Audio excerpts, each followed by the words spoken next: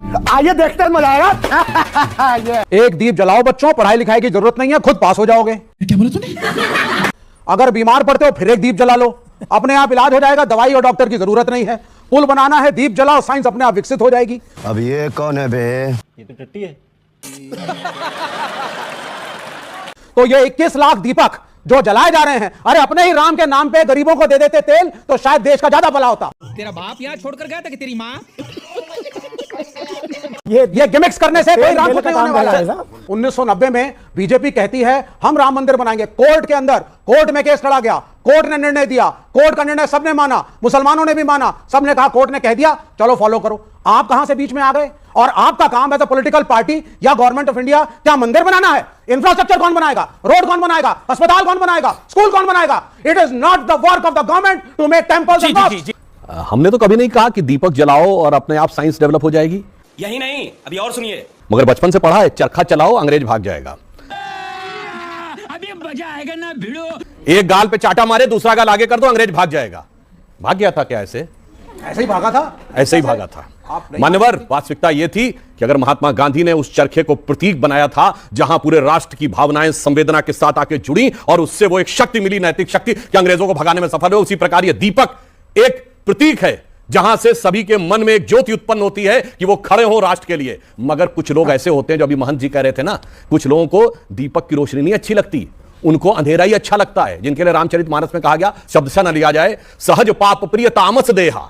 जिनके मन में पाप होता है उनकी सहज प्रवृत्ति तामसी वैसे ही होती है। यथा उल्लू कही तम पर नेहा, उल्लू मतलब उल्लू की जैसे आसक्ति अंधेरे की तरफ होती है, कभी दीपक की तरफ नहीं होती है, वैसे कुछ लोग हैं सिर्फ अंधेरा देखते हैं। अब मैं जवाब देता हूं। इन्होंने बड़ा वाजिब सवाल किया कि राम मंदिर बनने से क्या हुआ था। जनाब, राम मंदिर ऐसे नहीं बना है। जब राम मंदिर बना है उससे पहले 4 करोड़ गरीब लोगों को प्रधानमंत्री आवास योजना के तहत आवास मिला है।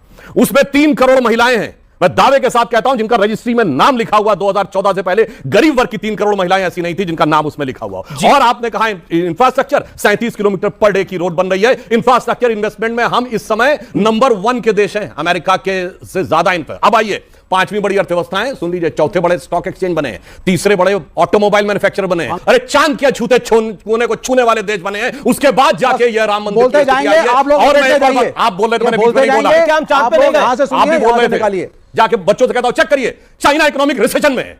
अभी फिच ने रेटिंग जो है उसकी घटा के 5.2 से 4.5 की है, भारत की 5.5 से 6.2 की है। ये अंतर हो रहा है कि कैसे हम जी एक लाइन, आज की दिवाली क्यों अलग है? ये दिवाली आखिरी दिवाली, क्योंकि 2014 क्योंकि आखिरी दिवाली क्यों है?